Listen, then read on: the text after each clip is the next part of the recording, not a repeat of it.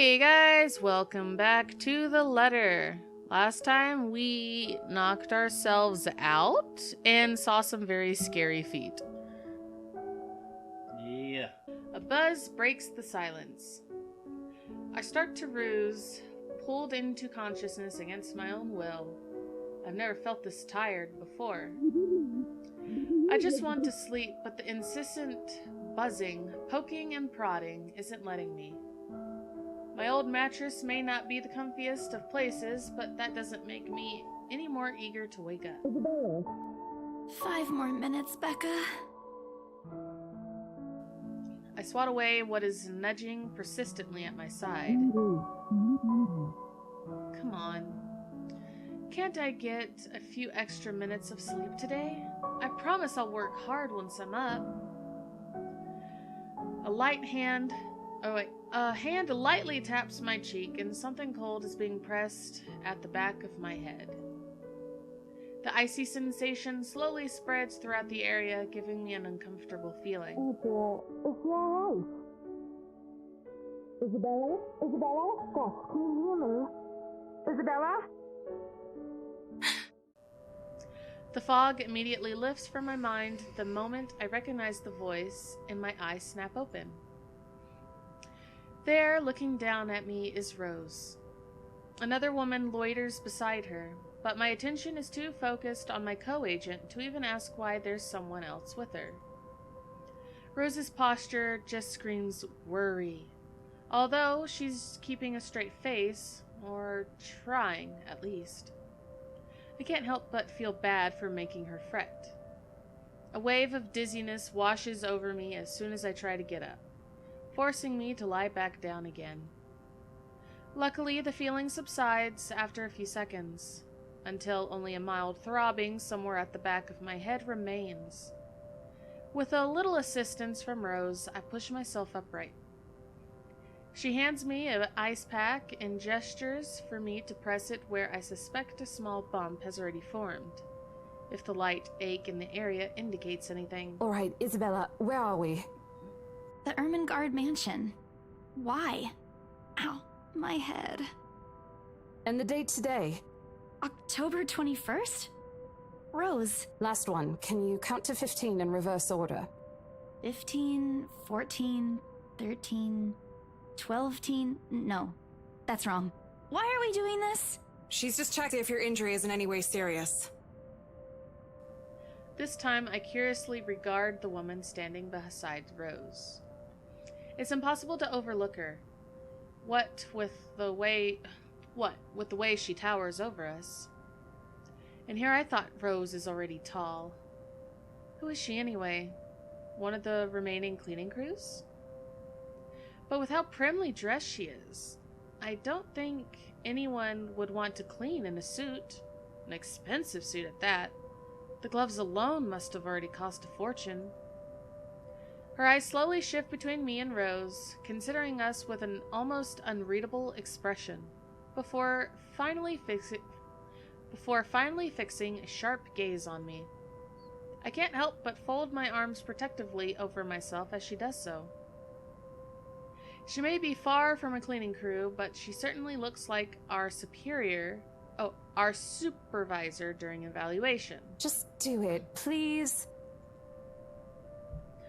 I eye them both warily, but recite everything as she has asked.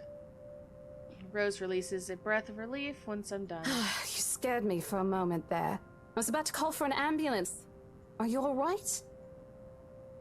Exasperation soon replaces the dull ache. The memory's a little fuzzy, but the attic? And... There was someone, Rose. In the attic. Someone? You mean a client? Oh, that's unlikely. It's probably just one of the cleaning crews. The boss sent a few of them back this morning for some last-minute... No, not any of those. I'm not actually sure. Wait, didn't I call you? You said you were in the attic when you answered. That's why I went there in the first place. Both Rose and the lady look at me like I've just grown another head. Did I say something weird? Rose quickly casts an apologetic smile at the woman before the awkward silence stretches on further.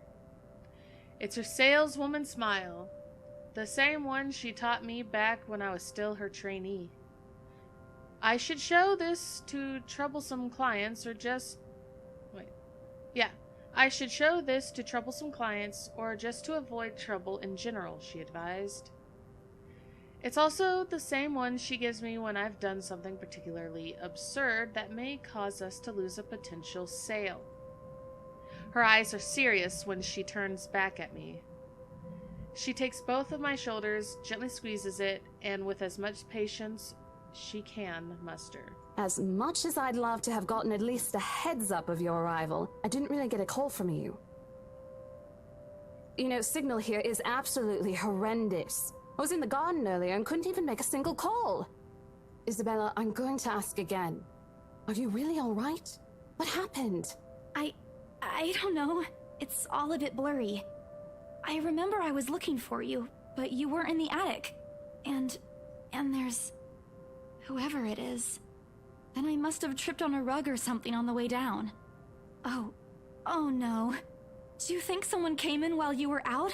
You left the main door open. We are so going to get into big trouble if something gets stolen, Rose. Perhaps it is a concussion. Are you sure you feel fine? We could still call for an ambulance. I could cover for you. No, I'm fine. I'm okay, Rose. I can work. Wait. Hold your horses, Rose. I can't just miss an important sale because of a minor bump in the head. An extremely minor bump. I've had worse when I was a kid. This is nothing. Besides, if I leave, you'll have to shoulder everything in the open house, alone. And in a mansion this big? Well, there's also the part where I may lose that bonus BRC promised. But that's completely beside the point. Rose gives me a skeptical look when I return the cold compress to her and push myself off the floor. I have to use the staircase's railings to steady myself, but otherwise I feel fine. See? I'm A-okay. The two of them exchange a worried glance, and Rose assumes a contemplative look. I bite my lower lip in anticipation if she says no. All right, you in. A smile threatens to slip out from me. But if I see that you aren't feeling well, I'm taking you personally to the nearest clinic to have you checked. Clear? Clear as day, ma'am. Thanks, Rose. You insisted. But remember what I said. First sign of you looking not okay, and we're off. No questions asked. It's just a small bump. Don't worry. You shouldn't downplay these kinds of things. It could be a serious injury for all we know. Suddenly, a small cough sounds against the walls of the foyer, interrupting our banter.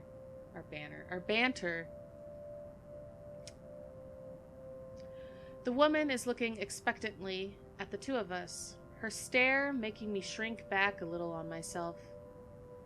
She isn't really intimidating. Well, she is. But not in the scary, negative way. Far from it, actually. Her demeanor simply commands an air of sophistication and respect. In a different world, a younger me would have probably wished to be like her. At our lack of response, she coughs again, lifting a well-trimmed eyebrow at me in question. Words get caught in my throat at the sight of it, and Rose, as usual, is swift to catch my blunders. My sincerest apologies, Mrs. Miss McCulloch. Marianne McCulloch. Alright, we got a business card. Interior designer. The words interior designer catch my eyes before my partner flips it over. Oh. Probably someone interested in the manor for its 17th century influences, then? I won't hold it against her, though. Despite the heresies and remaining uninhabited for years, the mansion's original fittings and furniture have been kept completely intact and restored to pristine condition. I suppose some people find that trip to the past feeling appealing. After all, with what it offers, This place could also be a haven for people looking to live somewhere with a classic historical charm. Miss McCullough, I'm Rose Cooper, and this is my partner, Isabella Santos. We're just ironing out a few things, but we'll be starting the tour soon enough. In the meantime, we've prepared some refreshments for you in the parlor while you're waiting. If you could please... Thanks. There's no need for it, though. I just dropped by for a quick survey of the place. I thought I should check the estate before I meet with the homeowners. Rose's confusion is impossible to miss when she glances at me, and I return it with an equally perplexed look. And against my better judgment, I blurt out the first question that comes to mind. I'm sorry. Homeowners? I should have kept my mouth shut. A flash of irritation crosses her face, but it instantly disappears under a mask of professional detachment. Yes. Hannah Wright? She hired me to handle the interior design for their new home. This is the Ermengarde mansion, right? It is, but... She pauses, possibly trying to find the right words to fix the awkward situation without offending anyone. Suddenly, Rose nudges me with her elbow. We'll check with our supervisor. I don't know. Supervisor. I'm the supervisor. Can I get your taxi number? Okay, sorry. Those few moments have given me enough time to clear my head of any nervousness or confusion clouding it. It is, ma'am, but we weren't aware the mansion has already been sold. What do you mean? I almost flinch when she turns her gaze on me, but I stand my ground. Besides, it isn't like I haven't dealt with awkward situations like this before. I may screw up at times, but that doesn't mean I haven't learned a thing or two in the 5 years I've worked in the business. The mansion is indeed for sale, ma'am. Today's the open house, in fact. However, we haven't heard anything from the higher-ups that a deal has already been closed for this particular property. If you'd like, my co-agent and me can check with them right now. She nods, seemingly in deep thought after I've finished. She appears to be a reasonable person, anyway. Given the proper explanation, she'd surely understand. I thought something looked odd. Excuse me, I need to call my secretary. She didn't finish that Thank sentence. you for your assistance, Miss Santos. Meh. With a slight wave of her hand, she leaves us. That seems to be the end of it. Both Rose and I breathe a sigh of relief. Disaster averted. I also don't miss the thumbs up she gives me for doing a good job, and I can't help but swell with pride. Still, I've already prepared myself to dial the number to our Luxburn office and check, even if she didn't ask for it.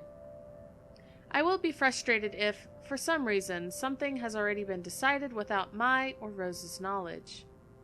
That's a whole new level of unfair. We've been working hard on this. Moments later, Miss McCullough returns, looking a little frustrated, but with an apology clear in her face. I feel a little sorry for her having to go through all this trouble. There seems to have been a little misunderstanding with my client. If you'll allow it, I'd like to stay and wait for them here. I was informed they'll be dropping by for the open house today. I figured it'd be a waste to just leave after that long drive. I might as well meet him here.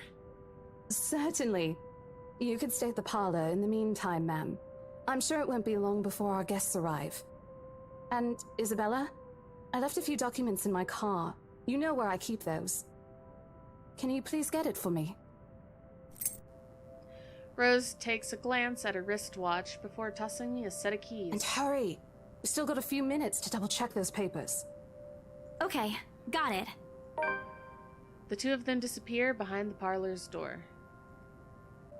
Their departures brings with it a stillness to keep me company, neither welcoming nor comforting. I am curious. Journal.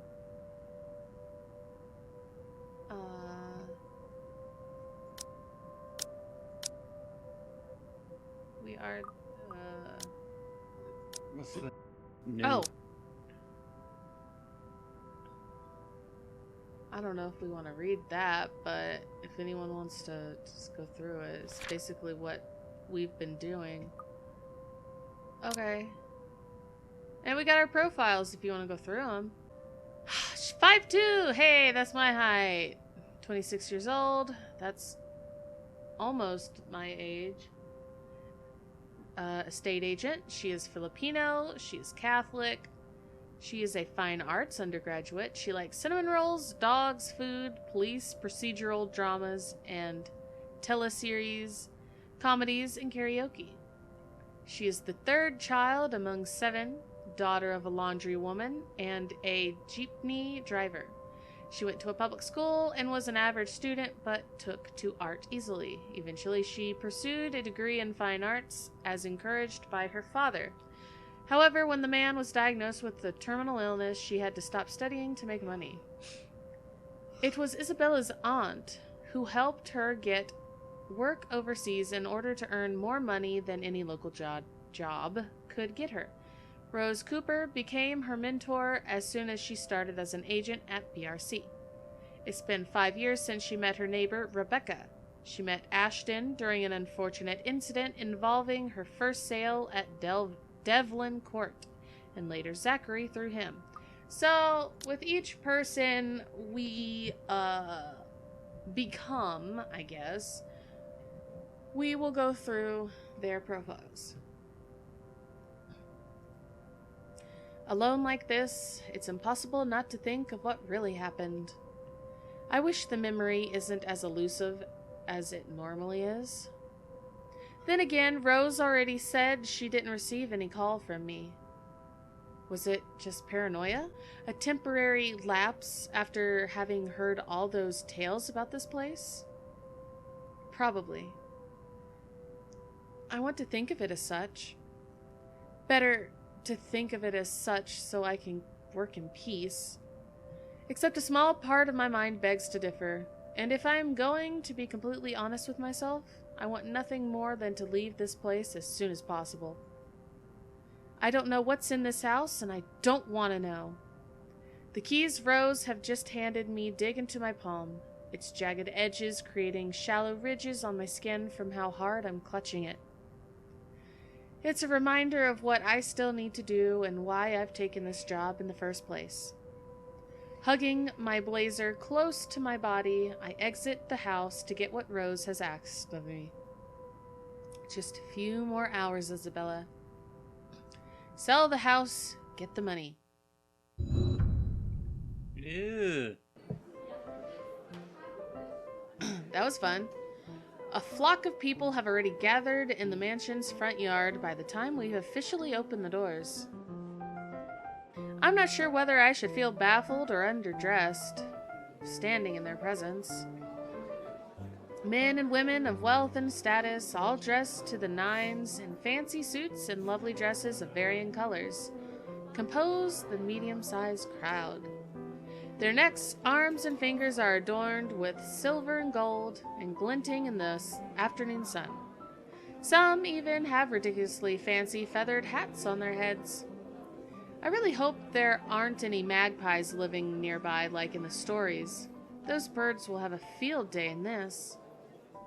They are murmuring among themselves, looking at the estate's facade appraisingly, with some arguing about whose mansion has the superior architecture.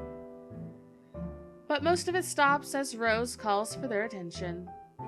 They don't look too pleased at being ordered around, but what can they do about it? Ladies and gentlemen, I'm Rose Cooper, and this is my partner, Isabella Santos. We'll be taking a tour of the mansion in 2 groups. Please make sure you filled up our sign-in forms before joining a specific group. Those who want to look around the first floor, please follow my partner. I'll be guiding the ones who wish to see the ground floor. Hearing this, a few wandered to me. They are mostly old ladies who seem daunted at the idea of climbing all those stairs. Miss McCullough also joins our group, but what really catches my eye is the elegantly dressed pair she approaches. It's so nice to finally meet you! When Chief Inspector Lee mentioned that a famous interior designer is in town, I knew I had to get you! Your confidence in my skills is very flattering, ma'am. I'm sure you won't disappoint, Marianne. Oh, you know each other? Not at all, ma'am. You mentioned something about a Marianne on our way here, darling? Oh, Yes, I think I did. Ah, they must be the clients she was talking about. I might have seen their faces somewhere before. Some magazine? Or the television? I can't quite remember. But then again, most of our guests have likely ended up on the news one way or another. I won't be surprised if these two already have. For people who are popular, though, they aren't dressed as loudly as the others. And in their simplicity, the couple stands out. The woman in particular is stunning enough to turn the heads of most people in my group, especially the men with wandering eyes. Mm-hmm. The guy standing beside her doesn't seem to mind, though. And if I'm going to be a bit bolder with my assumptions, I'd say he's basking in the attention. Both of them, in fact. I'd think they are brother and sister if it wasn't for their public display of affection. The matching rings on their fingers just cement the fact that they are indeed a couple. Whatever. Couple or not, what's important is we get this deal closed before the current owners can even think of canceling the listing. I just hope one of the people in my or Rose's group is brave and generous enough to buy this mansion. And so, with papers in hand, I lead the way.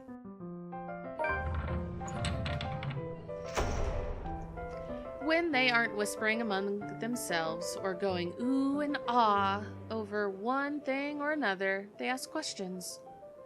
From how the restoration process went to the history of the place, I answer them all. More than happy to talk about the art pieces and architecture mostly. However, I'm careful not to mention anything about the urban legend. Not a good material for sales talk, even if the entire population of Luxburn knows about it. Some of the furnishings here are actually the 17th century originals, all of which have undergone a painstaking restoration process just to return its original beauty. Even the glass thing, colorful ones. Oh, I don't know, but you get the idea, I hope. Son of a... That's what I do with amnesia memories all the time. Especially that one, ma'am. It is said to be a gift commissioned by the fiancé of Lady Charlotte Ermengarde. The mansion's current owners have specifically requested that the restoration crew take great care in handling it. It's a priceless work of art and the most distinctive feature of the mansion. By the time I've stopped talking, her attention is already elsewhere. Isn't this place wonderful, darling? I told you it's not a total waste of your time. I don't know. Isn't it a bit too small? We might have to break a wall down to have more room.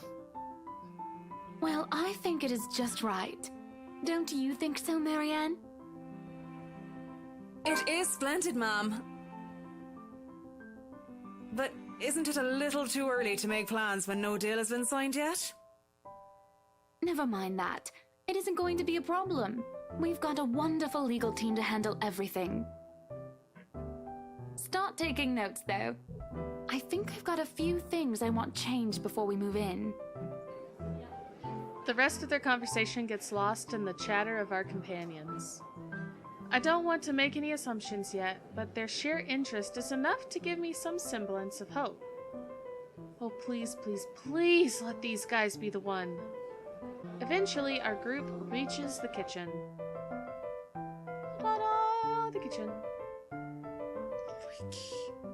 Much like the rest of the house, a great deal of effort has been put in retaining the room's classical appeal. The open hearth at the end of the room, in particular, looks amazing, like the ones I've only seen in fairy tale books. And mad props to the cleaning crew.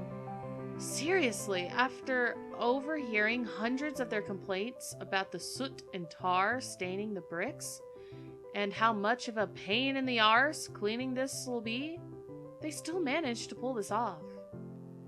Or make it look presentable, at least. The highlight of the room, however, is what's underneath this hatch here. Oh, don't say anything yet. An underground wine cellar. This is the first time the man in gray speaks up. Mr. Luke Wright? My memory supplies from the forms they signed earlier. His sudden attentiveness catches me off guard. Since the start of the tour, only his wife has shown any form of genuine interest in the place. But this time, something lights up in his eyes at the mention of the Undercroft. What's so interesting about a basement? I really don't understand rich people sometimes. Right now, he just gives me the impression of a child who has seen what he absolutely wants for Christmas. I've always found it cute whenever I see children act that way. My younger siblings especially. On a grown man, it's almost funny. Yes, sir. It could house around 7,000 to 11,000 bottles of wine. Truly. And the room, how was it built? The bricks that were used to build the cellar have been carefully picked for the purpose of maintaining and preserving a constant temperature and humidity in the room. It's a good place to keep your private collection in if you have one, sir. It keeps the corks in good condition. Oh, love. Didn't you say before that you wanted to make your own personal vineyard? Perhaps you could start one here. You know we're going to need space for that, darling. And this isn't big enough? If it's space you're worried about, sir, the Ermengarde mansion sits on a 46-acre lot. There's plenty of room for it. We were told that the original owners had a horse stable built here before, too. There's a contemplative expression on Mr. Wright's face, but he doesn't say anything further. His wife, however, seems really pleased that he has started to show interest, if only a little. I smiled to myself. I may not completely understand how these people's minds work, but I sure as heck know how to spot a buyer with sincere interest. Score! And can't wait to tell Rose. The rest of the tour goes by without a hitch. In more than half an hour, we're able to cover almost every room in the ground floor and are heading to the parlor. Funny, the first time BRC had us survey the property, I kept complaining to Rose how big it is. Now I can't even bring myself to care, no matter how much my feet hurt. Maybe this is just my excitement over a possible sale? And we are going to end this video here. And we'll continue. This definitely sounds pretty interesting. See. Okay. So, with that, we'll end it here. I hope you guys have enjoyed. I know I am. How about you, brother? Not scary. We just started, really? Yeah. Oh my I'm gosh. just kidding, gosh. Whatever. Alright, guys. See ya in the next one. Bye! Bye!